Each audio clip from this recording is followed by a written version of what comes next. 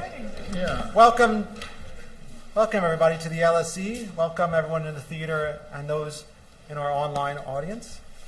My name is Jeffrey Schweroth. I'm a professor of international political economy here at the LSE. I'm also head of the Department of International Relations. I am very pleased to be here to welcome our speakers and the audience, online and in person, to the Sheikh Zayed Theater for the launch of Professor Peter Trubowitz and Professor Brian Burgoon's latest book, Geopolitics and Democracy, The Western Liberal Order from Foundation to Fracture. The book offers a novel explanation of why the liberal international order has buckled under the pressures of anti-globalist political forces in recent years. Tonight, we have the pleasure of welcoming a leading panel of experts to discuss the book and the broader implications for democracy and the liberal order going forward. Allow me first to introduce the panel. First, on my left is Professor Peter Trubowitz, Professor of International Relations and Director of the Phelan U.S. Center at the LSE, and he is also an Associate Fellow at Chatham House. Next to him is Professor Brian Burgoon, who is Professor of International and Comparative Political Economy in the Department of Political Science and Director of the Center for European Studies at the University of Amsterdam. Next to him is Professor Michael Cox, who is Emeritus Professor of International Relations at the LSE, followed by Dr. Leslie Vinjamuri, who is the Director of the U.S. and Americas Program and Dean of the Queen Elizabeth II Academy for Leadership International Affairs at Chatham House. And then she is followed by Professor Sarah Hobart, who is the Sutherland Chair in European Institutions and Professor in the Department of Government at LSE. Tonight, as usual, there will be a chance for you in the audience, in person and online, to put your questions to the panel. For Twitter users this evening, the hashtag for tonight's event is hashtag LSE anti-globalism. This event is being recorded.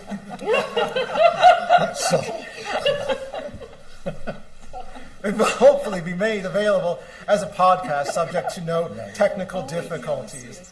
And I'm going to start this evening by inviting both Peter and Brian to first start our panel discussion.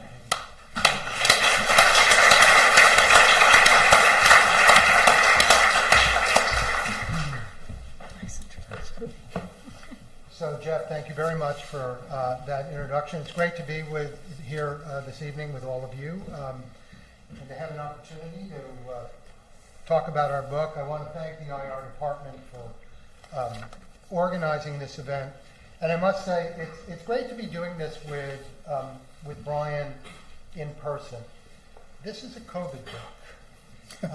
And we spent a lot of time talking and analyzing data over Zoom, so it's really nice to actually be doing this in person. So the book is about the evolution of what we call the Western-led liberal order from the post-war era to the present. And it's about Western democracy's support for liberal internationalism and why its support for liberal internationalism was so much more robust and sure-footed during the Cold War than it is today, and how and why things kind of went wrong for the West. And our central claim is that Western governments overreached, that starting in the 1990s, they began pursuing foreign policies that were increasingly at odds with what their publics were willing to support. And that this set in motion a kind of train of events, a process, that we see today in the anti-globalist backlash that's playing out in kind of one democracy after another. So what we're going to do for the next, it looks like 18 minutes, is summarize the main steps in the argument, and we're going to try to do this tag team, drawing on some of the supporting, kind of a fraction really, of the supporting empirical work along the way to try to give you a sense of how the argument works and also an opportunity to see what we're basing our claims on. Now, much of what we say in the book flows from a model of Western statecraft that we use to try to clarify the nature of the strategic debate in the West.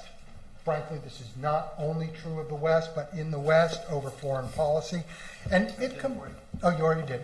It combines, like a mind meld, it combines two dimensions of foreign policy that are rarely put together. So one, that scholars of international security tend to stress, and the other, one that IPE scholars of international political economy, emphasize. And we call these two dimensions power and partnership, and by power, we mean military power and the extent to which governments, political parties, and citizens favor investing in military capabilities. By partnership, what we mean is support for trade liberalization, international cooperation, and multilateral governing arrangements like the EU and the WTO. So what we do is we use this framework to locate and track governments, parties, and voters' foreign policy preferences over time on each of these dimensions of statecraft. And the sample includes 24 Western democracies, some 400 Western parties in these countries' voting publics or electorates. And the analysis spans 70 years, roughly 70 years, from the post-war era through the Cold War and down to the present moment. And what we show is that during the Cold War, most Western governments, most parties, and most voters coalesced either in or near the upper right quadrant that we define as liberal internationalism. In most cases, Japan is a notable exception, but in most cases, they found common cause in foreign policies that relied on partnership to expand international trade and cooperation, at least within the West, and on power to check and contain and balance against Soviet communism. And that pattern lasted until the 1990s when it started to break down, as Western governments and voters began to move in opposite directions. And this next slide begins to capture this movement. This first slide here measures governments' policies supporting international partnership and military power, starting in 1970, because this particular indicator starts in 1970.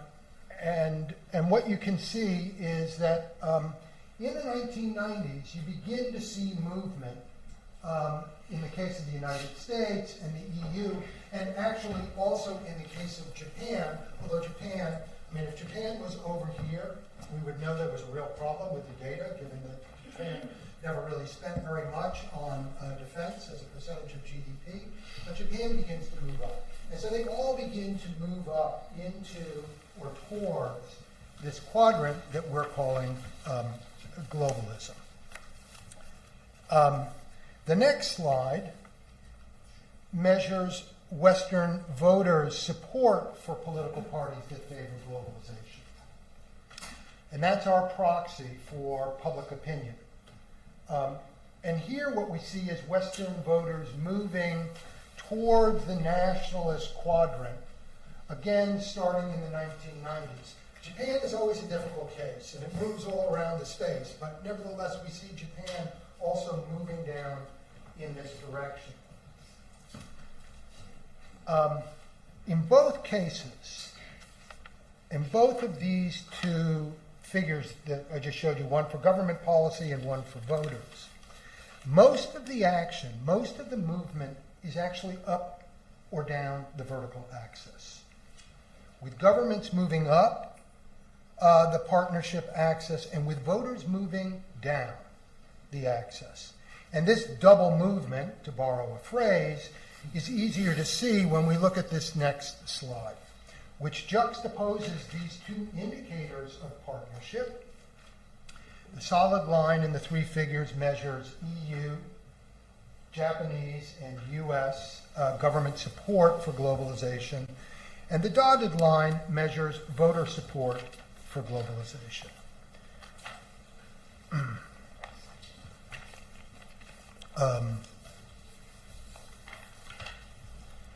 And what you see is that governments and their publics were largely in sync over foreign policies favoring greater economic integration and international cooperation during the Cold War. Indeed, if anything, during this period, Western public support runs ahead of their governments, what their governments were trying to do on this dimension. As a political theorist, Robert Dahl put it in 1964, Western democracies had a surplus of consensus, and this is reflected in this graph. Now, despite occasional challenges, there was a big one in the 1970s, this consensus nevertheless held until the 1990s, when things, as you can see, begin to unravel. While Western government support continues to climb in the 1990s, it levels off in the 2000s, but public support falls off very sharply and continues to decline. And on average, across all the Western democracies between 1992 and 2017, it falls by nearly one-half. And this drop-off is very clear in the EU and the US case. Japan, it comes later, as you can see, but nevertheless, by the 2000s, you start to see this divergence or this gap. It holds here too. In each case, the story is pretty much the same. Western governments got themselves too far over their skis. Or to put it in IR speak, they became strategically overextended. Now, it's not a classic case of overextension, where a country's heavy reliance on military power outstrips its economic capabilities. This is really a story more about how Western leaders' reliance on trade liberalization and multilateral governance came to exceed what their publics, I forgot I wasn't wired. I teach wired, and so I just assumed I was wired. At any rate, that it came to exceed what voting publics were willing to support. So the question is, how did this happen? And why did it occur when it did? And the short answer to this is that the Cold War ended. Brian's going to give you the longer answer in about 5 to 7 minutes. I'll try not to wander, even though that is my way as well. Thanks. So the longish answer to why you see this disjuncture between the kinds of parties and the party orientations that voters are supporting versus what governments are providing, and for that matter, what mainstream parties are selling when it comes to this combination of partnership and power, this sort of liberal international combination. What we think explains that, or at least explains an important part of that, is in a sense a combination of the domestic political economy world and the international security world. And in particular for us, we want to look at the combination of social protection, socioeconomic, in a sense, embedding of the economy in the global economy in society using public policy interventions that can make a difference to address the risks of openness, the insecurities that are associated with openness, and for that matter, the risks and insecurities associated with significant investments in military preparedness. That's what you see on the left-hand side. This is a very rough portrait of the kind of data that we're looking at, but the idea is that if you look at a measure of social security transfers, which is a very encompassing measure of transfers, a particular part of the welfare state, and you set that against the level of support for liberal internationalism, and you do that looking at government support, as is the case here, but you could also do it for parties or for voters, you see this positive relationship. And that positive relationship is an echo of a very well understood, very well trodden sort of terrain in international political economy that says that, well, if there is economic openness and we know that that brings risks, it makes sense for societies to try to invest in social protection to indemnify citizens from that risk. And that's, in a sense, a recipe for making domestic stability and economic openness, political openness, consistent. And what we do in our book is say that this concept that has been labeled embedded liberalism is broader. For us, it's also embedded liberal internationalism. It's an embrace that includes the combination of power and partnership. On the right-hand side, you see the relationship between a measure of geopolitical risk that a given country faces, on average, composed of things like how much hostility is there at their borders, how many militarized international disputes are there in their neighborhood, etc. Is there a threat of nuclear war? These kinds of things. It's a scale of geopolitical threat. And again, on the vertical axis is this measure of support for liberal internationalism. And here again, you see that sort of positive relationship. And the logic here is more novel in our work. Right? The logic is that the Cold War was a disciplining force in politics and also political economy. It disciplined radical, extreme voices who might want, very serious military power and no social embedding, or people like Goldwater, Barry Goldwater in the election of 1964. The Cold War made people really aware that you cannot go that far without risking nuclear Armageddon. And it disciplined the sort of more lefty voices who would say it should all be about social protection. We don't need to do anything about military preparedness. I don't know, let's say like McGovern in 1972, in this similar direction, that you cannot give up on the combination of liberal internationalism. And it's because of the need to try to balance, both externally and internally, the power and threat of the Soviet Union. And our main point is that, however harmonious this picture may look, if you average out all the different country years in our data and you focus on particularly the pre-Cold War period, if you look at the trends after the 1960s, 1970s, you actually see an important, in a sense, breakdown of that combination. We see on the one hand a flattening out in investment in social transfers, particularly if you look at measures of social welfare effort that take into account actual exposure to economic risks or insecurity. So, for instance, if you normalize the social transfers by the unemployment rate or take it as a measure of per unemployed person, or for that matter, if you took it as a share of trade dependency, then you see a significant drop in the investment in the protection of citizens. And on the right, you actually see this significant decline, particularly in the Cold War period, end of the Cold War, I should say, where exposure to geopolitical risk, geopolitical threat declined. That was a period of geopolitical slack. That's the end of the Cold War. And what that meant for us is that you had a lot more room for political parties, and for that matter, voters, to rethink what the setting is within which they're making their choices about grand strategy, voting for particular parties and the positions parties take with respect to grand strategy. And what you see in the graph here is what actually the position taking was of these different party families that are central to our story. You see the radical right in orange moving quite precipitously towards an embrace of, in a sense, anti-globalization nationalism. You see the radical left certainly much less pro-globalization than are the mainstream parties, but they do soften that position. But in a way, the most striking point is that the mainstream parties, the Social Democrats, the Christian Democrats, etc., they stay up in that area. They don't seem to change despite these big epochal changes in the structure of the economy, social embedding of liberalism, or for that matter, the end of the Cold War. And what we find is that that is partly what made a recipe for bad news for a lot of mainstream parties. Turns out that the parties that were pushing a pro-globalization position, that turns out to be a vote loser after the 1990s, whereas those parties like the radical right parties that embrace anti-globalization, that became a vote winner.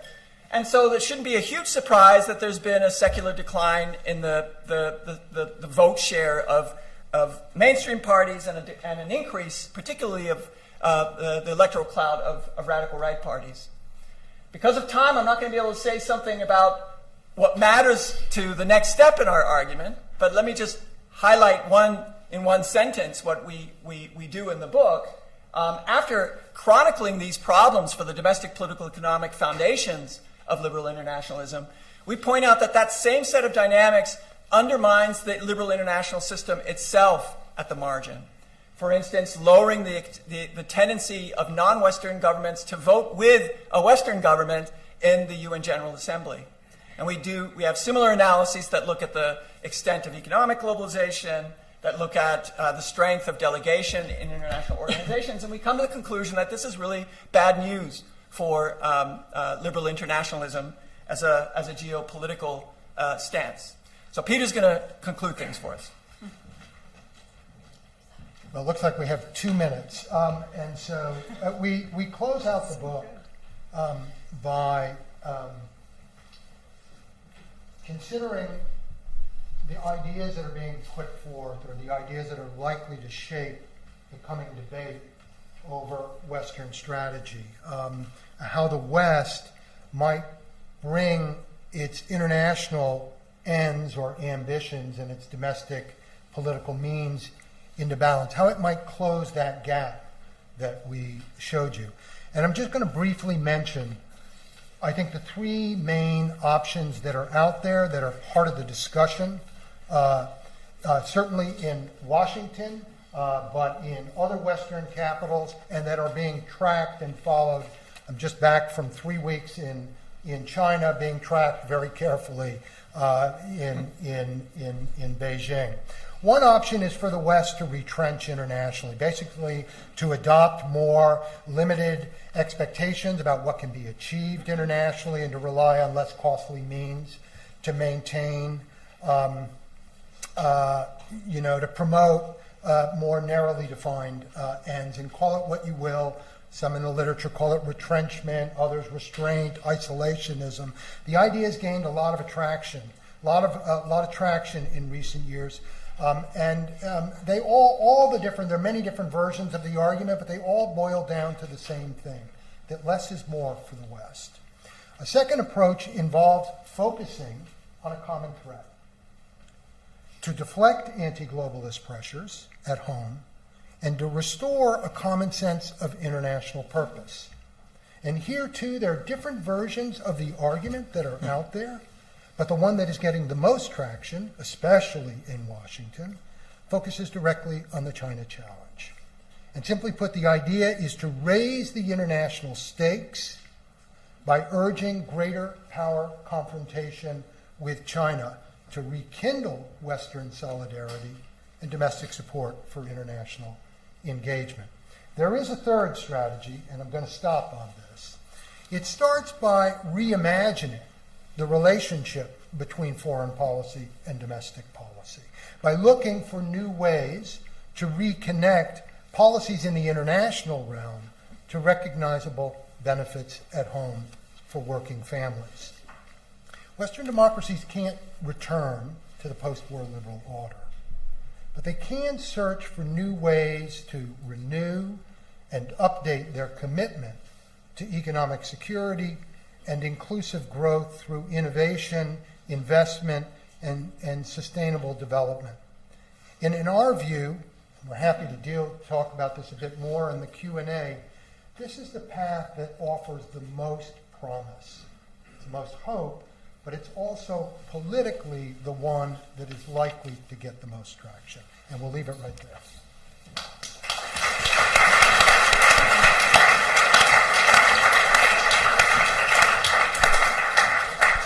Great, thank you, Peter and Brian. I'm going to turn it over now to Professor Mick Cox. Okay, thanks very much for the presentation and thanks for organising this event. When I was sitting here listening, I thought, bring back the Cold War. God, we're missing you. I was beginning to sound like John Mearsheimer too. Here we go.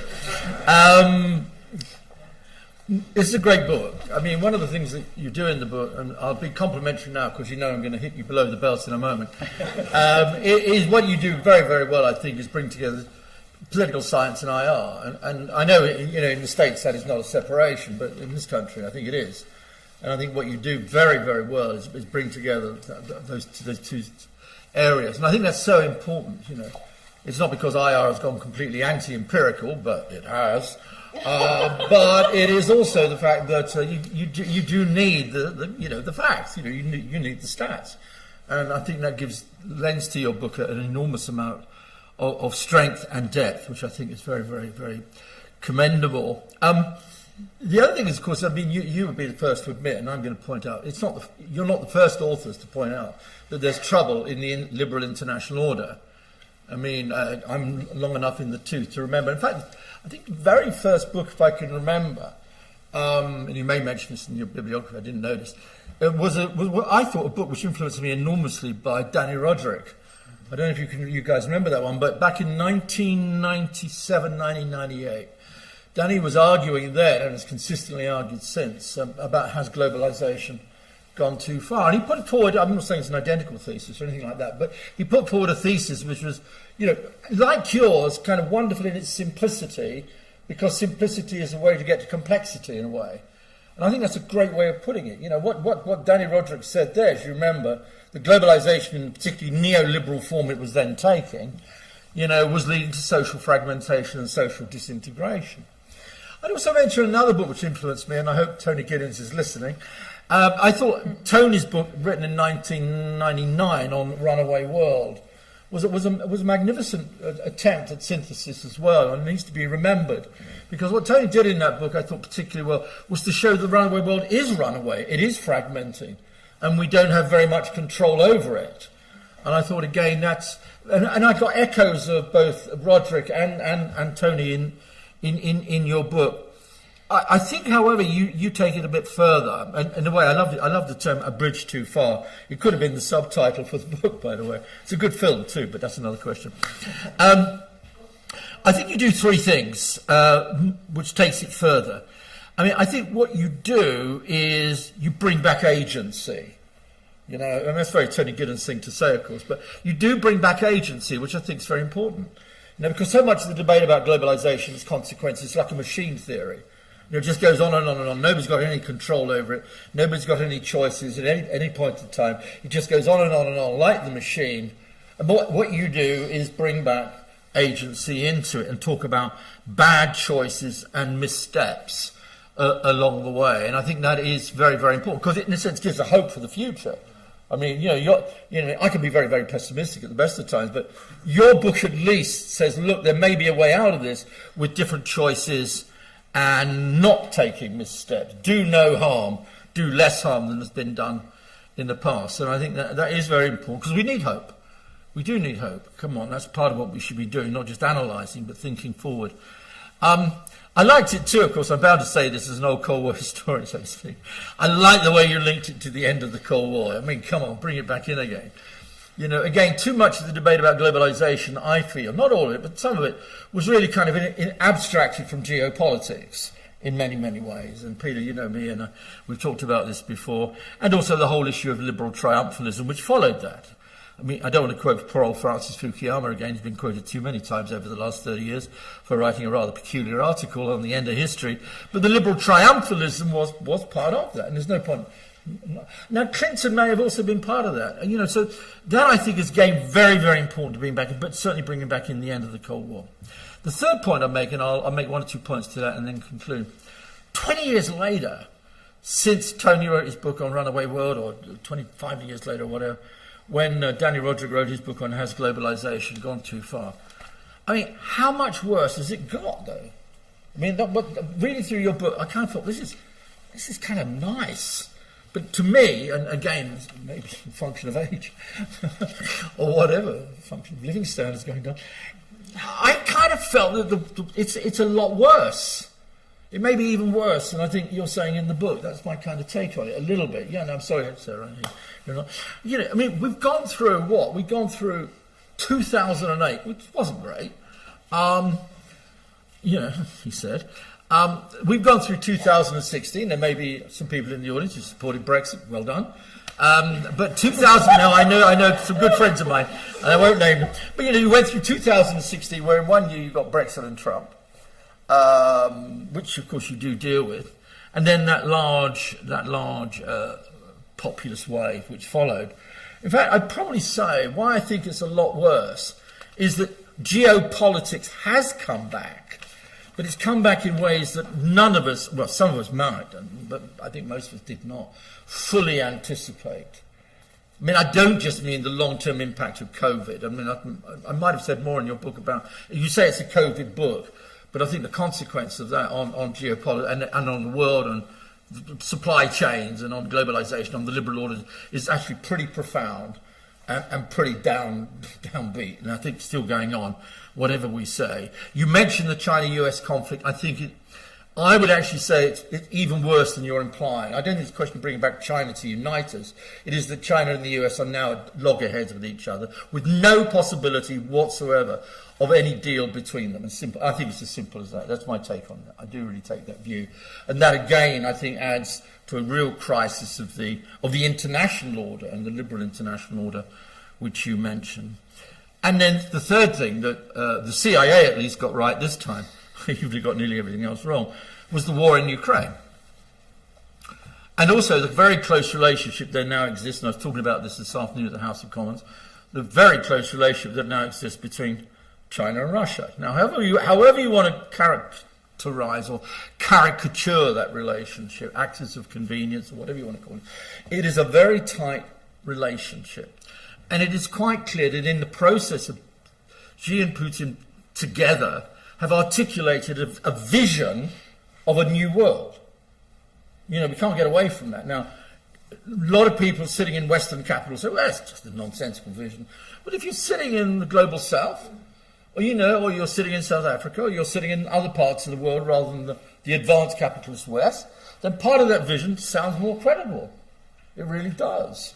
And it's a vision which sort of says, well, the West is down and going down. And that we together, and they said that in their last meeting in March, when President Xi went to Moscow, we together will construct together with the global south, effectively, BRICS organization, all of that, we will construct together an entirely different vision of what the liberal world order was as defined by the US and the EU. Now, we can easily put that to one side and say, well, that's a lot of nonsense in essence. It doesn't add up to much, and the West has got lots of strengths, and I get that. But I think we would, and I don't think you do in your book, but I'm just mentioning this as a kind of, again, to make everybody feel pretty miserable and suicidal. I feel that there is a sense in which what they've articulated together, both before the war, but it's not gone away during it. In fact, you saw the last meeting between President Xi and Putin. It's actually got more radicalized and more globalized. And so the vision now is not just of we have to stick together because we're two authoritarian countries. It is that we now have a vision, a view of what a new world order will look like. It'll be multipolar, not liberal, and there'll be a whole bunch of countries out there like Brazil, South Africa, the global south, countries in South America, countries that don't like the United States, don't like the liberal order, don't like Western democracy, who will coalesce together to challenge it. That's where the geopolitics really does start to come back in again, and I'm really pleased it's actually in your title. Anyway, I'll end there. Congratulations on the book, and I look forward to what our other colleagues have to say. Thanks very much for listening.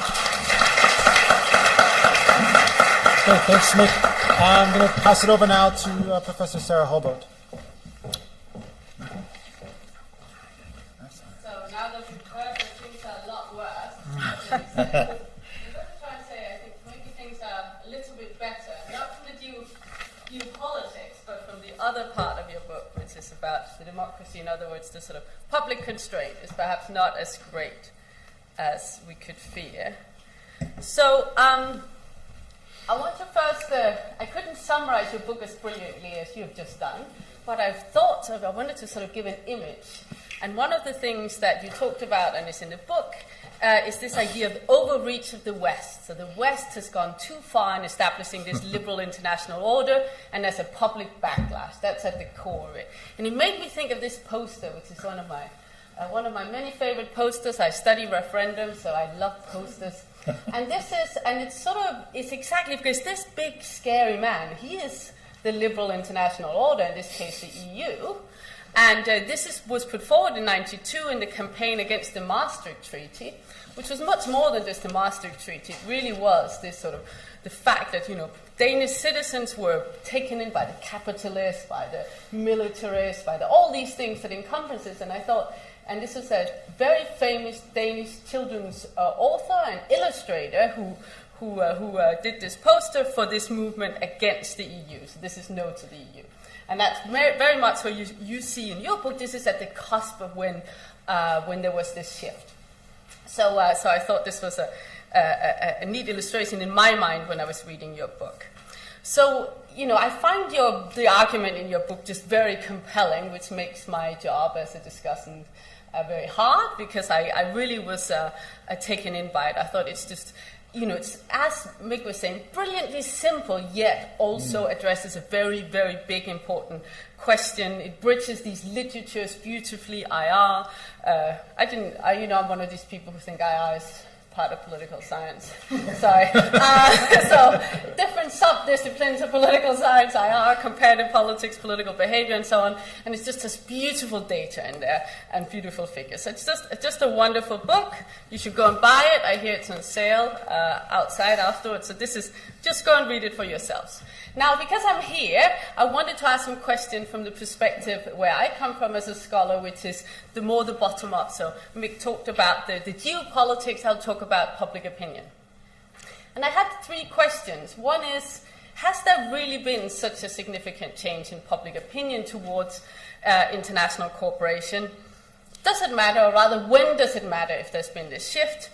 And is it primarily driven by, as you argue, economic factors, lack of social protection? So you've already seen this figure. You make this very strong case and persuasive case in the book with great evidence, which is there's been this radical decline in voter support. Now, one question I had reading is, as a scholar of public opinion, that I was kind of missing citizens a bit, because you use as a proxy, as you were saying, manifesto data. Now, there's very good reasons for that. It's because, of course, we don't have that kind of data with the countries and the time frame you look at on public survey data, and you're very transparent about it. But it did make me think, is supporting, let's say, a radical right party, is that primarily because of their position on the liberal international order? Sometimes, but I would argue often not. It might be you're pissed off with the economic situation, it might be immigration, we know that's been a massive driver, and sometimes it will be about their position on that, but often not. Often, actually, the liberal sort of international politics is not very salient. We've just had 6-7 years in British politics where it was all we could think about. But that is the unusual situation. We're now coming back to a situation where people care about the economy, people care about bread and butter issue and identity issues around immigration and so on. So saying party positions and voter support for parties equal voter support is not something that's necessarily always entirely aligned. So try to look at some survey evidence of have we seen, if we ask people, if we ask citizens directly on whether or not they support the liberal international order. You can't ask them that because they'll go, what? What is the liberal international order? I mean, they wouldn't know. So here are some questions, for example, on international organizations. Do you think they have a right to enforce solutions to problems? Do you think countries should follow international organization decisions despite disagreement? Does IO take too much power from national government? And what we see is, in line with your argument, is there has been a decline in the degree to which people accept that, but still very high levels of support, for example, that IO should enforce decisions, and also that so it's sort of a decline in the period that you're also looking at with the decline, but not as kind of as a radical slump as when we look at parties. The case, the IO that I like to study, being the EU, we like to say, there's been this increase in Euroscepticism, and partly that is because exactly as you're arguing, there's been a politicization of Euroscepticism. But when you just look at whether or not, let's leave Britain out of this, but in the EU, remaining member states, whether or not there has been a decline in support with the EU, it's sort of bumped up and down. There was a lot of enthusiasm in the late 80s, but now it's back to very much where we were in the 70s. And So this is a little funny story. Actually, the Commission stopped asking this in 2013 because it was so low because of the financial crisis. And we were like, don't stop, it will come up again. And it has come up, and especially after Brexit, because we've asked it in other surveys. So it's gone back up where it was. So really then, it's about parties, yeah? And these are, of course, incredibly important because they're the ones that form and constrain governments. This is another figure from your book that makes it look like there's been this complete erosion of mainstream parties. You're very honest in your description of the figure, but it's a little bit naughty that you're using two different scales for mainstream parties and radical right-wing parties. Very naughty. I mean, it does make the figure look a lot better than the equivalent figure of the same sort of data where you don't change, where you have them on the same scale. So what you're seeing is, yes, a fragmentation, but in a sense, if you look at that colored figure, what you're also seeing is just a lot of stability of the center. And as you're seeing in your party manifesto data, this center, these mainstream parties, the big party families, Christian Democrat and Conservative, Social Democrat, Liberal, and Greens also, are very pro the liberal international order. What we've seen is an increase in the radical right and the radical left, and they're more skeptical, but they're still, I think in your book, I looked in the appendix, it's an average radical right support of 3.7%. So it's small, doesn't mean it's not important, but it's not a crumbling, it's not a collapse of mainstream support. So that then raises that, the question is, when is it then that this public backlash matters in terms of constraining governments and in terms of really changing? And of course, with instances, I would argue a big thing is when the mainstream parties are captured by people who don't believe in it, like Trump and like Boris Johnson, and so on. So when you have mainstream parties captured by individuals or parties that don't believe in the liberal international order, then you're in trouble. Also, when it becomes so highly politicized, like we saw with Brexit, that even parties that might want to have a different position are forced to be responsive. And then these institutional opportunity structures, in other words, things like referendums that force all of a sudden, even if there is a mainstream consensus, or we think the EU membership is broadly a good idea, or let's have a referendum for various reasons. And this is this little post that Cameron is going all in. You know, it's a bit of a gamble, and he didn't win. So just, you do write about it, but it made me really think about there's been a public backlash, but often it doesn't actually matter because you still have big mainstream consensus. So just the final slide, final question.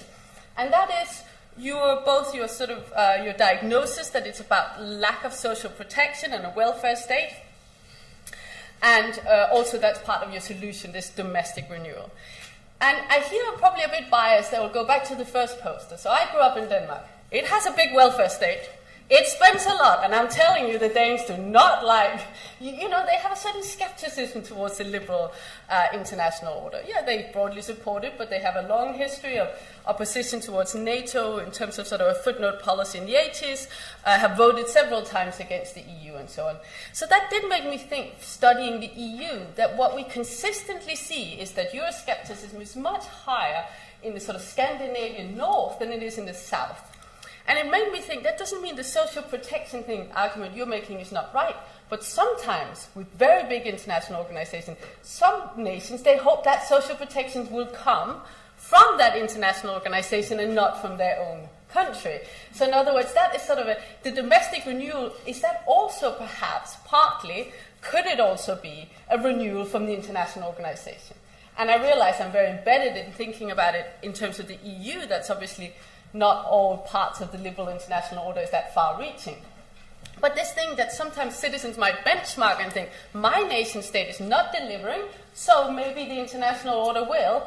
Vice versa, if my nation state is delivering, then I don't need that. So, and that's just finally, you know, there's not a lot about identity, politics, not a lot, you know, is it all economic? Sometimes we just like to feel that we somehow are empowered, and we can feel more empowered by being governed closer to ourselves. I think that's why take back control, and that as an argument, as a slogan, was more powerful than any economic arguments that you lose out on GDP. So in terms of this closing of the gap, is it all about domestic renewal, as you say, or is it also about IO saying, well, you can feel empowered through us, and we will also deliver some of the things you're missing.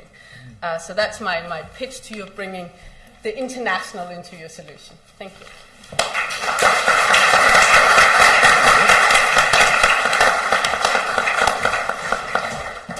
Great, thank you, Sarah. And I'll finally turn to Leslie Vinjamuri. Great, thank you, and thank you to both of you for writing the book so brilliantly, and thank you to the two discussants for basically saying everything that needed to be said. So I can just add a few things and we can go directly to the audience. I mean that in all seriousness. A number of things that I've been sort of mulling over and trying to really grapple with that come out of the debate, and also, you know, the larger set of arguments, which are very considerable, that, you know, I would imagine the origins of how you chose to dive into this. Both of you really have, both of the discussants have gotten at many of the key issues. I guess, let me just say a couple of things, and Mick made this point, although you uncharacteristically didn't draw it out. But Mick slid in the, you know, you introduce agency. And I would say that for me, this is, you know, one of the most beautiful things about the book, is that you talk about leaders. And, you know, it should be obvious that people matter, and we all know that in many of our theories they kind of drop out because it's slightly harder to do. But I've always had a strong view about the, you know, those who say, oh, you know, America's on this trajectory and it's because of rising inequality and this and the other, all of which is true. But, you know, I like to say, but Donald Trump actually mattered, right? He took something that, yes, there was something that was there. He took it, he whipped it up, he turned people into enemies, he made race and white nationalism really, really foundational to rhetoric and discourse. He was critical in Charlottesville, he was critical in January 6th. These things didn't just happen because we had rising inequality from around 1993. Things don't just happen. And so I think it's vitally important to focus on leaders and agency, and not to be understated, because of course it raises all sorts of questions, and you got to some of those, which are, you know, why does some of these leaders manage to get elected? It's not just because there's inequality and dissatisfaction with overreach and you know, institutions that ask too much of us and constrain our sovereignty. It's also because in the U.S. case, you know, we have electoral systems that are biased towards a certain demographic that hasn't done well, and that, you know, we had a leader who was smart enough to play that up, and to, when the Democrats were going to, what was it, Nevada and Arizona, he was going to the places where he won the election. So all of those things that are vitally important. Peter knows this. I'm sure you do too. I just happen to know Peter extremely well. Peter knows this better than anybody, and I really profoundly appreciate the fact that you talked about leaders and political parties. And long may that impact in your work carry on throughout the field. And please, nobody ever say it was, you know, determined and we're on this trajectory. What we do matters, and how we design our institutions fundamentally matters, and it's why we can't only sit in the academy, and the LSE is brilliant about getting people to go beyond the academy and do something about it. Second comment, I guess, is a second thing I really liked was the fact that you take on Kagan early on, and you say, you know, Kagan likes to go, the Europeans like this, and, you know, the Americans are like this, and you say, actually, the West was broadly similar on a number of things. I like that. And I thought that was a really important point that I just wanted to mention, because I think it, you know, the difference is that, and we recognize them now, and I in particular, many people are focused on whether those divergences are about to come out again, but I like that you kind of show the commonality. One of my questions is about the counterfactual, and I guess it's, and again, it's both of our, you know, it's been said in very sophisticated ways in the last 20 minutes, but you know, if the West had gotten this right, if they had not overreached, if they'd, you know, given more entitlements, been better on Social Security, gotten, you know, wages a little bit less out of whack, if the bonuses hadn't been so big, if we'd done all that, would things still be okay? I mean, would we still be supporting, would our people still be supporting the liberal world order? And I guess my instinct is partly, but that there's, and this gets to, you know, Mick's argument about geopolitics, but there was this other thing going on, and, you know, even if and I'm going to talk about America because I know it better than I know Europe, and also because I'm always reluctant. I talk about Europe more when I'm in America. It's very intimidating to talk about Europe around Europeans. There were these other things going on. Like, did America really want to be number two, or did it even want to have a pacing challenger? Did it want to have a peer competitor? So no matter how well Americans in Michigan are doing in the rural parts of the state, they still want to go, we're number one, we're number one. And so the thing that in some ways we got wrong was our theory of change. And this does link into your argument very fundamentally, right? Our theory of change was the responsible stakeholder thesis. It was the institutional overreach. It's that you do the WTO, you bring China in, and it changes, and it plays ball, and it opens up its markets, and Americans get richer. So in some ways, we got the whole theory of change wrong. But even if the theory of change had been right, China would have also gotten richer and more powerful. And then there's the military side of what happens there. So I guess, that there are a lot of counterfactual. The other counterfactual that I was wondering about was, and maybe your argument doesn't extend this far, I don't know, but if Americans have been, happier and wealthier and more equal and more protected, would they have been unchallenging in their support of wars of choice? I mean, is that part of your argument or not? Because, the 1990s are kind of overdetermined. In some ways, it was overdetermined that things were going to get more complicated. We have a change of power, a more leveling off of power. It's still, two pretty big powers and then a lot beneath them. But we suddenly have a lot of choices to make. And, an ideology that's sort of less obvious who you lodge it against. And so when I kind of think through the counterfactual, Americans, maybe they were going to be dissatisfied about all sorts of things in any case, and that was going to make it more complicated. Third point, and you really made it very well, and I think we've talked a little bit about this in various forums, but why do you not take on very much at the front the race argument, the argument about not just immigration, about identity, about being white or not being white? Where does that fit? And is that, again, the counterfactual, if people, and I, my answer to this is no. If people were in the current period, and I know, you maybe have to go back and the answer would have been different, but in the current period, if you turn around to the average working class white person in Omaha, Nebraska, which is where I grew up, and you say, look, I'm going to increase your Social Security, I'm going to increase your pension, I'm going to give you better health care and all these sorts of things, but the state legislature is going to be 50-50. Latino, Mexican-American, Hispanics, blacks. I still don't think that's going to work. I still think there's something much bigger going on. So where does the race and identity politics sit in your argument? Is it derivative or superfluous? Is it just, something that Trump used, or is there something more fundamental going on? And I don't just think it's immigration and the southern border, and I think it's got to be at the front of our argument if we're going to talk about the future of the liberal order. Lots more to say. It's a tremendous book, and it's really important, and I'm impressed that you wrote it during COVID. Thank you.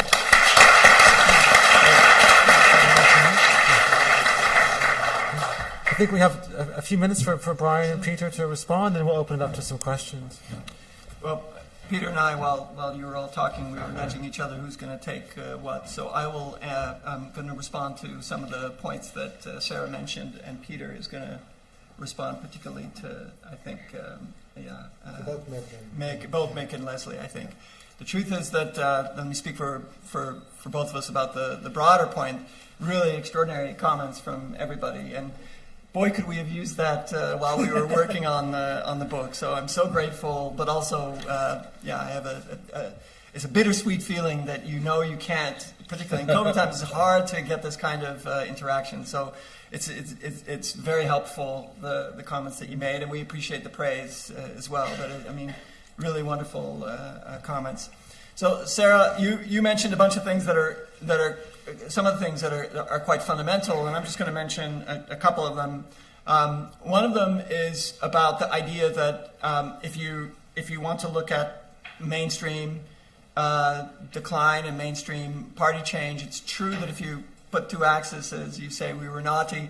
We made very clear that we were doing that to try and emphasize the year-on-year change, right? We said we were being naughty, so for what it's worth. And the more important thing is to recognize that those changes were coming together with really important changes in the party position taking of the party. So it's not just the votes and the strength of a party, it's the fact that indeed a lot of the mainstream conservative parties, like the Republican Party, really took a deep dive when it came to these kinds of issues. So in the end, it's the positioning of the parties that constitutes the decline of the vital center for us, not just the electoral share of the parties. And the point you make about how important could the social economic stuff be to what voters do, this gets at a really fundamental issue that Leslie is also touching on, about which we can say two things. One is that the way we dealt with this is to try to make an argument about, at the margin, the role of these socioeconomic factors, knowing that we were going to be abstracting from this really important set of conditions. So we just sort of control for some of these things in the party platforms. But if you were to ask us, what matters more for a given party, a given year, or for that matter, the last 5 years in a place like the UK or the US, is it the social economic stuff or is it the culture stuff? The truth is we don't really know. It's more that we want to emphasize this socioeconomic compact as part of our story. And to be honest, we would do well to try to explore that further for exactly the reasons that you both really emphasize. Lots more to say, but really extraordinary comments. Peter. Yeah, well, so let me just echo Brian. This is a terrific set of comments, and we could have used some of this input earlier, but COVID. Blame COVID. I want to let me start with Leslie's comment about race and identity,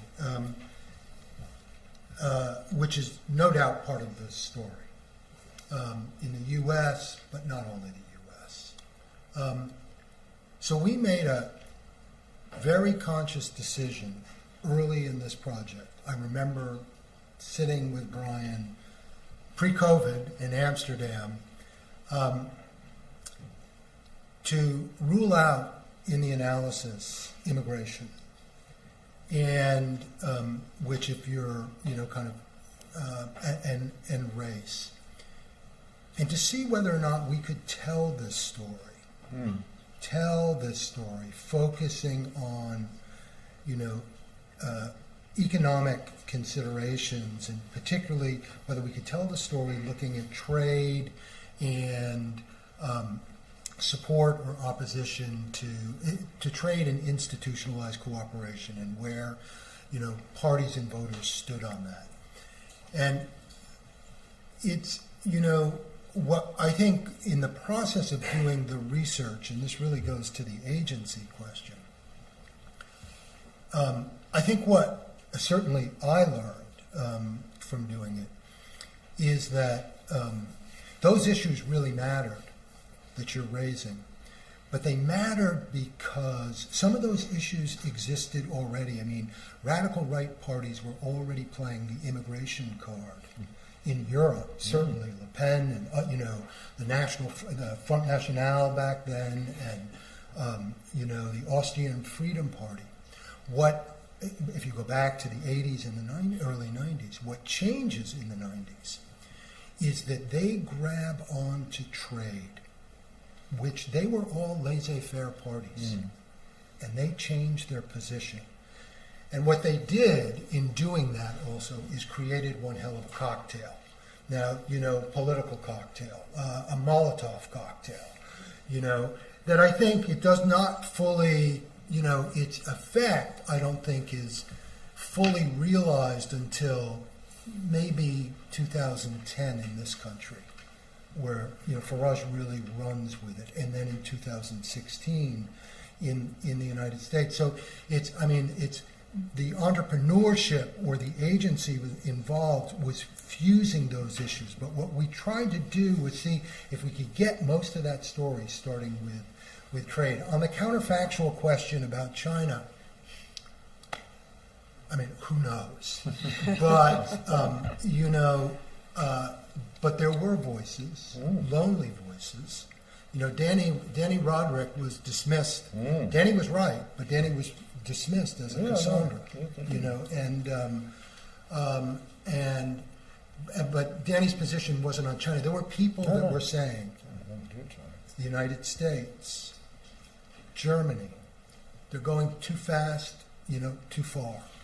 And that China's not going to behave the way that, you know, China's not going to become the stakeholder that you want. And so you're not going to get those kind of returns. And the consequences are you're going to hollow out your own kind of, political economy in the process. So you're going to come up short-handed internationally, and you're going to pay a price domestically. The problem is those voices were fairly fringe, and the question that you have to ask is why. And I think the real story in that, and I feel like I really learned this in working on this book. The big move is not the center-right politicians who begin moving it's important in the 1980s of Reagan and Thatcher. It's when the center-left politicians, the Clintons, the Blairs, the Schroeders, the Jospin, that where they buy into the same thing. You get a consolidation around globalization and a willingness to relax social protection, not to gut it, but to loosen it. So what happens with social protection is it flattens, and so it doesn't keep pace with hyper-globalization, when globalization really takes off in the 1990s, either in the form of market liberalization and trade liberalization, or the commitment really to supranationalism, WTO being the most obvious example, but institutional cooperation across a wide spectrum. I mean, when you look at the data, the thing just takes off in the 1990s. You can begin to see the trend in the late 80s. But finally, let me just say quickly, on the China question, or on the non-alignment question, Mick, that you raised. So, I'm kind of with you, but I'm not quite there. I mean, I don't see this as a block yet. I'm not convinced that non-aligned countries, whether you take like in India, I don't see them aligning with this illiberal bloc of China and Russia. I see them trying to play both sides off one another, and if anything. And in India's case, there's huge, and in other countries' cases, huge incentives in balancing against China. So I'm not sure that I see it as totally formed. And I also, there's part of me that is not convinced that the China threat is totally baked in the West. I mean, Macron got hammered for his comments on Taiwan, but what they reflected, Macron said stuff that a lot of other Europeans believe, but don't want to say. But I think the thing is what it underscored was the fracturing around this question in Europe. And I will note, a really interesting speech was Jake Sullivan's. I guess it was last week at the Brookings Institution. The United States is beginning to backpedal its position on China. He did, and Secretary of Treasury, she did as well before, starting to talk about not decoupling, but de-risking, picking up the European side. So I think it's perhaps a little bit more, I guess where I come down, who knows, but it's a little bit more fluid. I hope you're right. Great, thanks, Peter. We're now going to have a chance to turn to the audience in person and online. If you can raise your hand, and I will select questions in rounds. And for the online audience, if you could please use the online Q&A function. Please do your best to keep your questions short, and we'll try to take as many as possible. And please, if you could, state your name and your affiliation, and the stewards will go around the room and pick up questions. Please. There's one in the middle, and there's one in the upper middle. Hi, thank you very much for your discussion. That was really fantastic to hear. I'm Sam Hadfield with the Adam Smith Institute.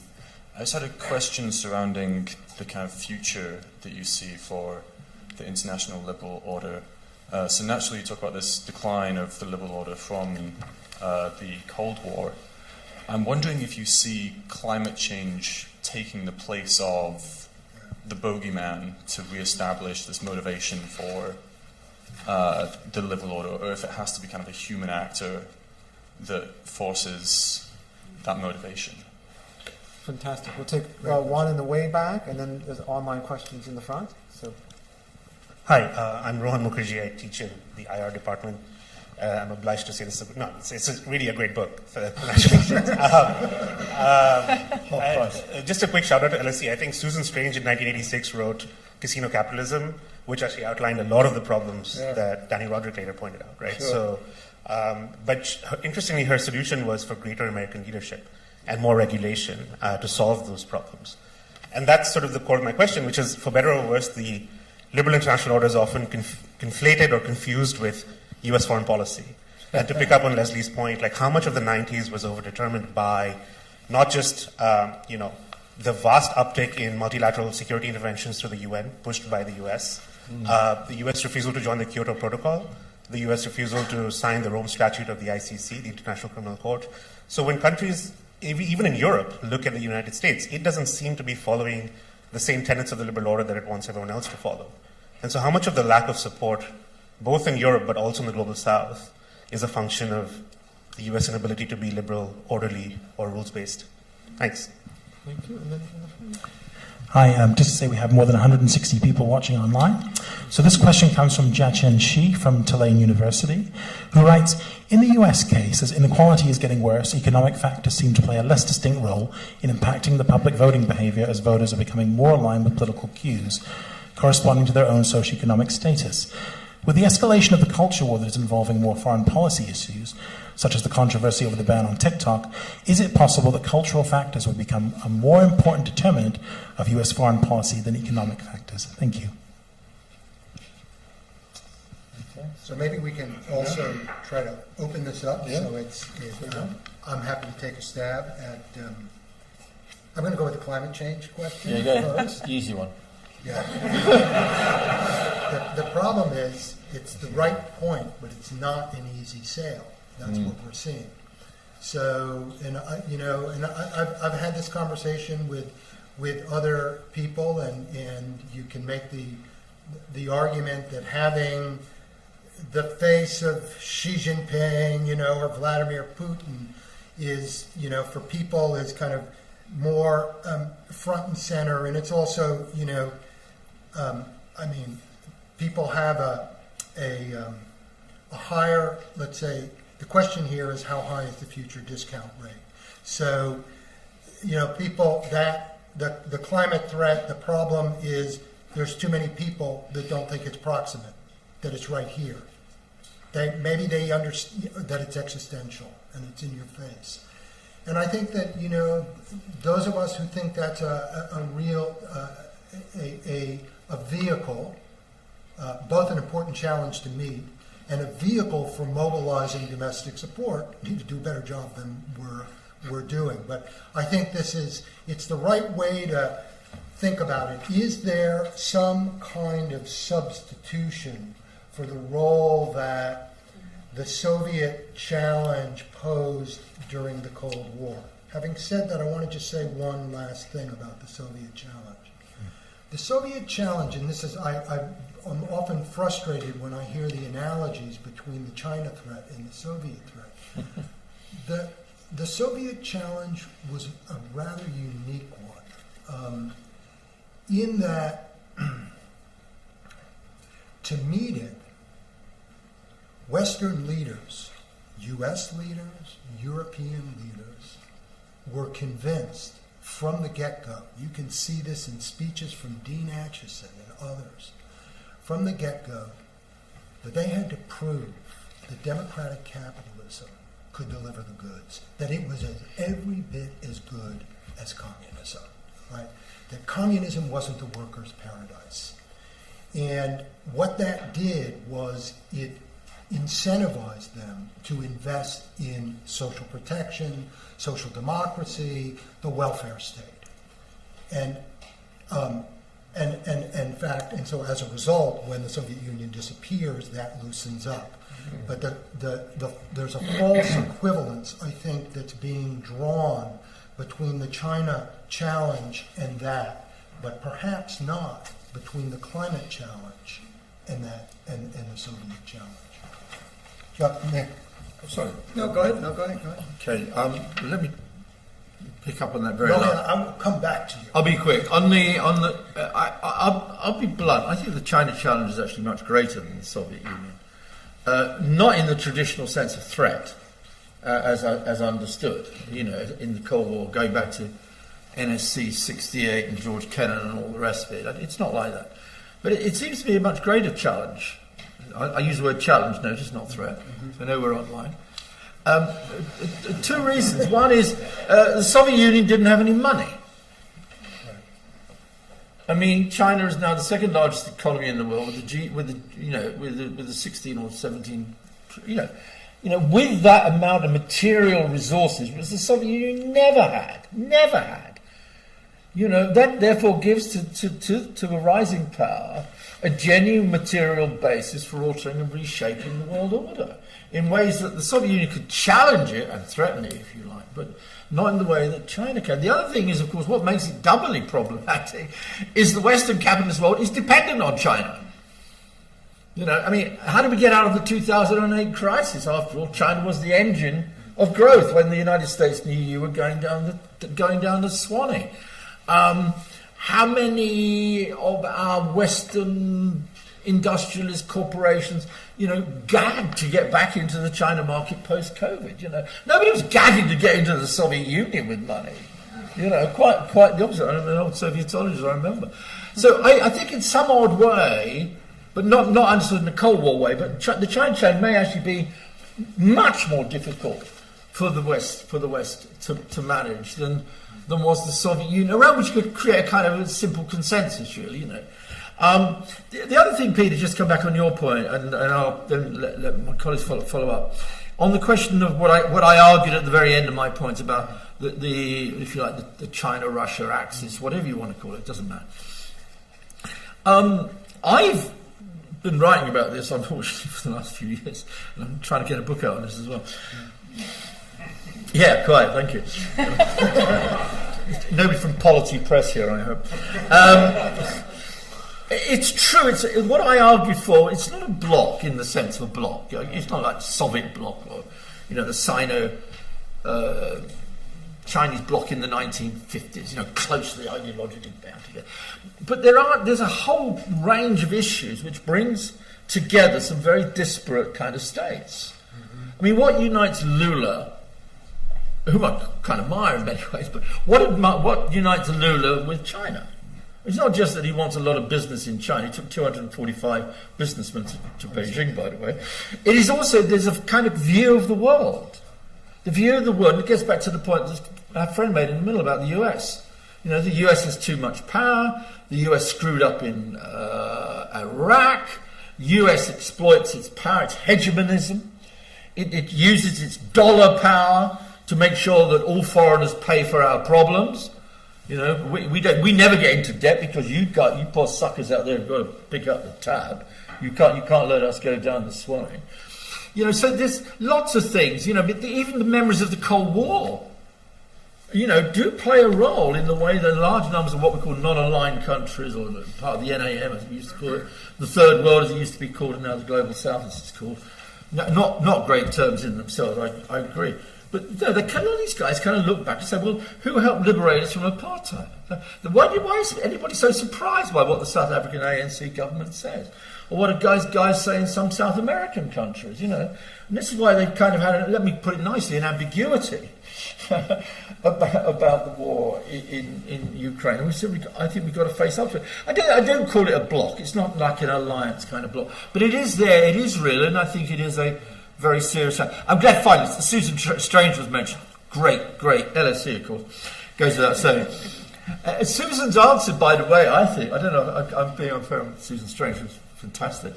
I think her view about how the world should be run is that America should keep running it. Yeah. I mean, she was very keen on US hegemony. You know, I mean, all these people talk about US decline, and remember, she annoyed the hell out of people. I said, no, it's not decline.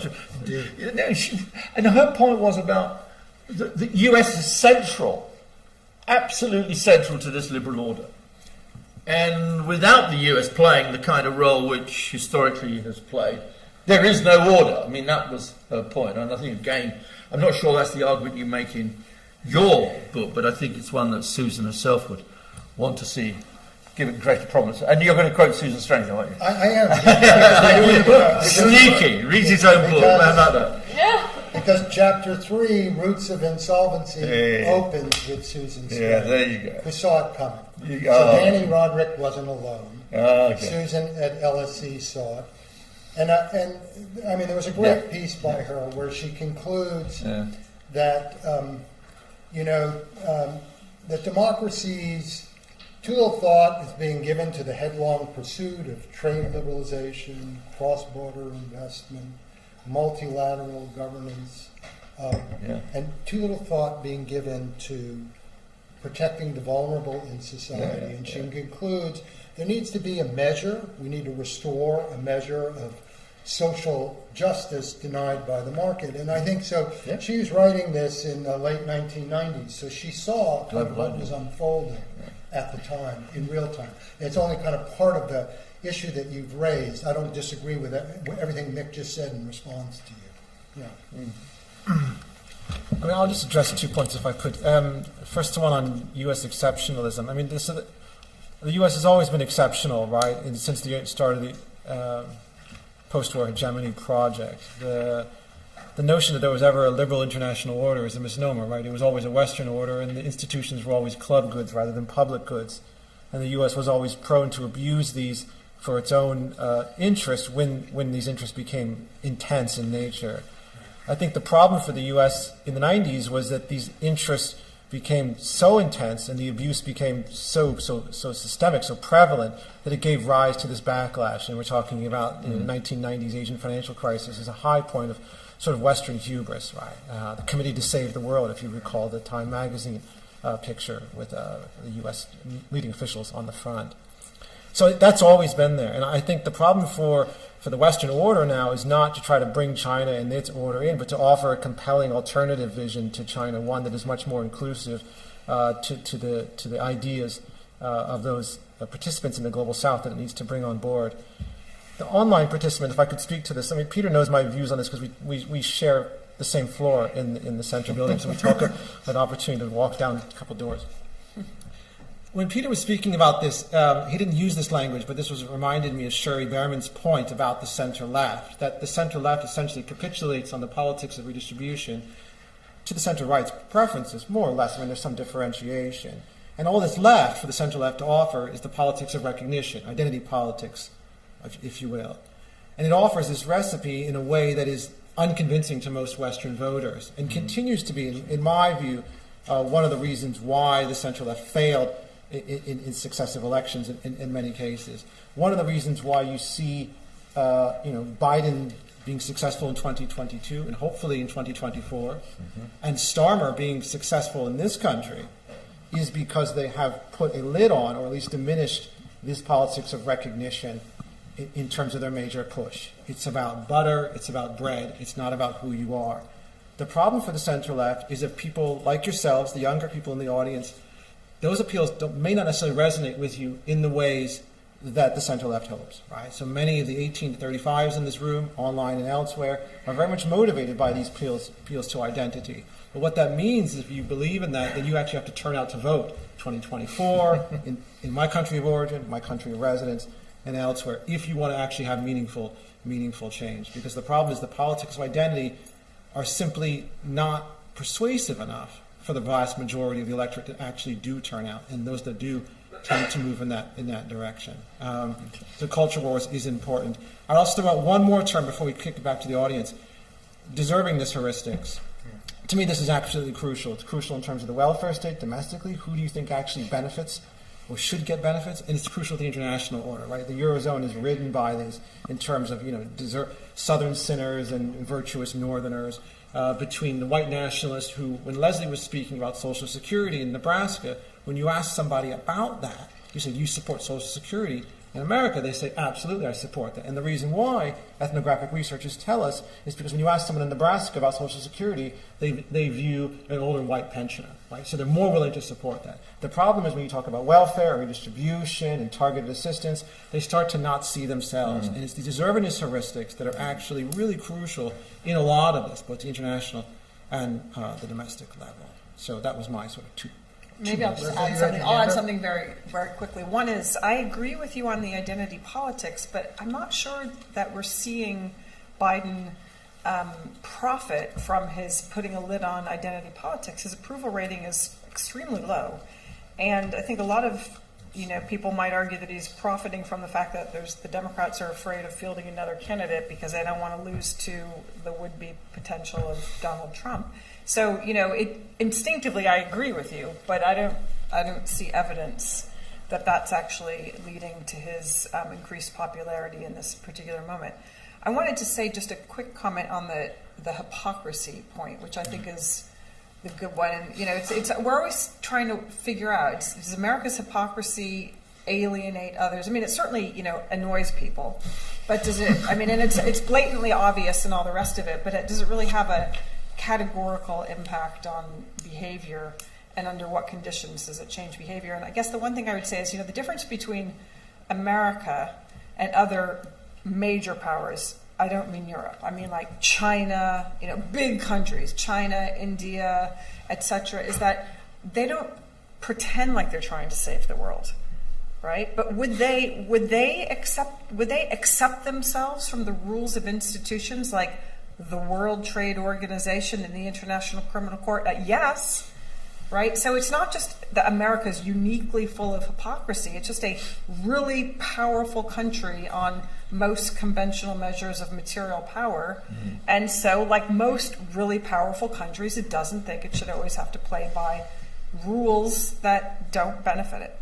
So I don't think it's actually all that exceptional, except for the fact that it makes these big claims that other major powers don't. Or at least I think it's worth considering that as a hypothesis, which isn't to say that it doesn't clearly, very seriously alienate people, but it's not clear, what effect that has. And I know Mick feels this, but that story you just told about the U.S. and everything, you kind of left out the last 14 months. The last 14 months when you were saying, yes, people are frustrated about it, but you left out the last 14 months where basically they're sort of going, come on, America, save us, help us defend Ukraine, right? The other story is when push comes to shove and there is a really big challenge to the most fundamental norm in the international system, people still look across the pond. Well, I actually did make that point because my point was about U.S. hegemony and Susan Strange's original point. But where you got to in the end, it may be uncomfortable for some people to think about this, but I kind of think that Susan she was honest enough and open enough to say that if you don't have U.S. leadership and the U.S. hegemony doing things, then lots of things either don't get done or don't get done very well. And I think the Ukraine war is an absolute perfect illustration of that point you're making. Yeah. Without the U.S., who knows what would have happened, given where we were after Afghanistan. So I'm totally along with you on that one. Yeah, no disagreement. I think we have time for at least. There's definitely three questions. Where are our stewards? Stewards.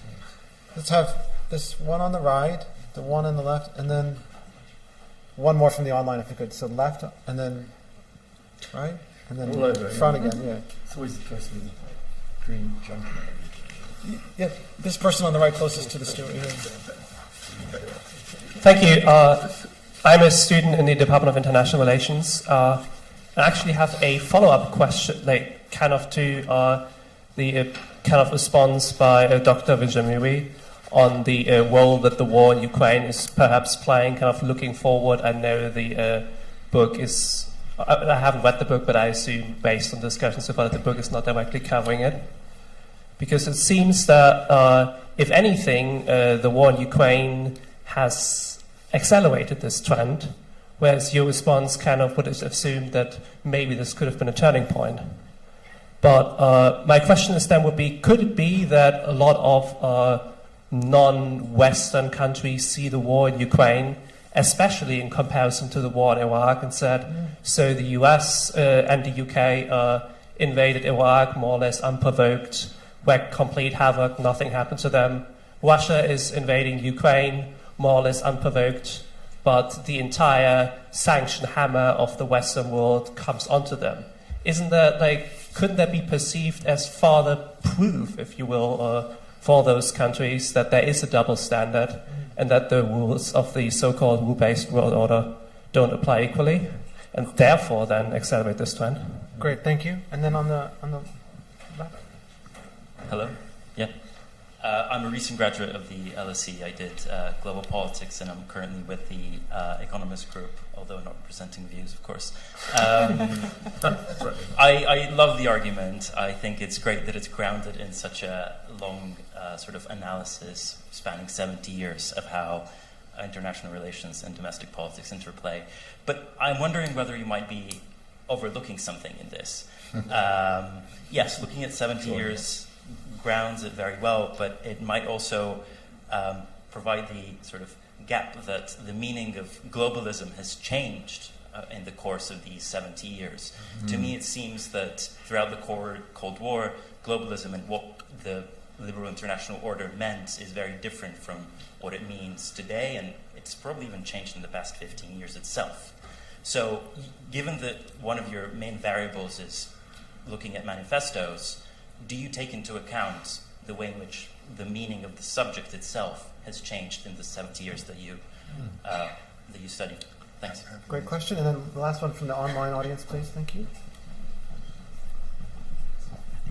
So this question comes from Dorison Lopez from the Federal University of Minas Gerais in Brazil, who asks, what's the path in all this, in this analysis, for democracies from the global south? Okay, great. What was the last question? What's the path for democracies in the global south and all of this? Yeah. Okay. Brian will answer that last question. Brian does democracy, Peter does the economics. Now, have you just, let me just quickly say Yeah, something you go about ahead. the first two, or Sarah, you want to say something? Go ahead. Just on the first question on Ukraine, certainly the evidence we have from Europe is that it, I think, works along the lines your argument would suggest, that it's an external threat, and that means that support for what we think of as the liberal international order has increased, because all of a sudden there is an external threat, and we know we have to go to, and so both sort of survey evidence but also experiments, if we remind people there's a war in Ukraine, then they support the EU more, they're also more pro-American, exactly, they want to be saved, as you were suggesting. So I think, not that it's a good thing, but from the perspective in the West of public support for the liberal world order, having that conflict with Russia helps. So I would, I would certainly agree with that up to a point. I think because public opinion polls do show that, but it's worth remembering in the last year alone that anti-globalists have had considerable success in Italy. They came awfully close in France. And they had considerable success in Sweden. And so to go to the point, I think one thing that has concerned me about, especially early on, the kind of, there were a lot of people who, said, this is going to change everything, and, the liberal order is back.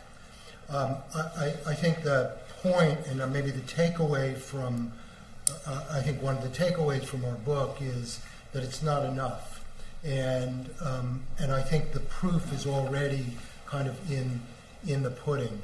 The question over here, which is a very good question, former student, is the answer to your question is yes, but it's difficult. It has to be done. The indicators themselves don't lend themselves easily to the idea that globalization and the meaning of it changed in the 1990s. I mean, you can look at you can look at kind of the rate and the intensity. But I think the point that you're getting at, which we do talk about a lot in the book, is that during the Cold War, globalism, globalization was managed. It was mediated, in a sense, by the welfare state and by social protection. And so our argument is not against globalization. It's what happens, starting really in the 90s, is it becomes unmediated globalization. And so in that sense, I think what you're tapping on is there's a kind of qualitative change in it, right? And that people felt it, in a real way. Yeah.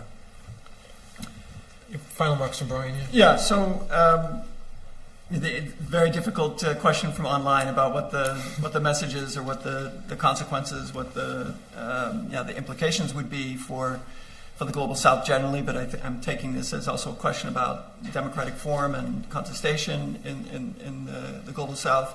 So in some ways, that question I think dovetails with a number of the points that have been made, and some of the questions about possible hypocrisy, about what it really means for liberal internationalism to gain traction. And I think it's a good place, and maybe this is a good place for us to end, if I might say so myself, to point out that when we're looking at liberal internationalism, we go out of our way in the beginning of the book and at the end of the book to sort of emphasize that we know that when it comes to this sort of sanctimoniousness that Leslie rightly pointed out as being what really plugs people in and provokes the kind of hostility and maybe backlash against people who sing the praises of liberal internationalism, or at least people who want to accuse, and I think rightly so, the U.S. for being somewhat hypocritical on liberal internationalist principles. We are fully aware of that. And a big part of our project is to try to look at measures of the liberal international project that are real, that are about a meaningful embrace of the partnership with power, that we would associate with a better version of liberal internationalism. And our own judgment is that we see indeed that the support for that project, even if you measure it in these quite narrowly gauged ways, you see that there's this declining support for that in a way that we find concerning. And we see that there's somewhat declining support for Western leadership and the international organizations. And by the way, that's not just countries not wanting, non-Western countries, the global South, not wanting to support what the U.S. is pushing and selling in the UN General Assembly and these various international organizations. It's what the Europeans are doing. And they have also plenty of hypocrisy on their hands in a way, or certainly an ugly history. But the real point is that we are fully aware that that's something that requires and complicates these politics. Our emphasis is on the domestic political economic hollowing out of support, but we know that even if that support is refashioned, there's a long road to hoe if you want to actually pursue the real meaning of liberal internationalism. But we think that domestic political economic challenge is just really a crucial, minimum, necessary step in that direction. Great. Thank you, Brian. Thank you, Peter. Thank you all to my panelists for joining us. Thank you all for being in attendance this evening. If you'd like to purchase a copy of Geopolitics and Democracy, you can scan the QR code on the way out. I'm told there's a considerable discount off the book, so that would be great, something to read on the way home in the evening. Thank you much for their speakers. Thank you to the audience, both online and in person, for joining us. Have a good evening. Thanks a lot, everyone.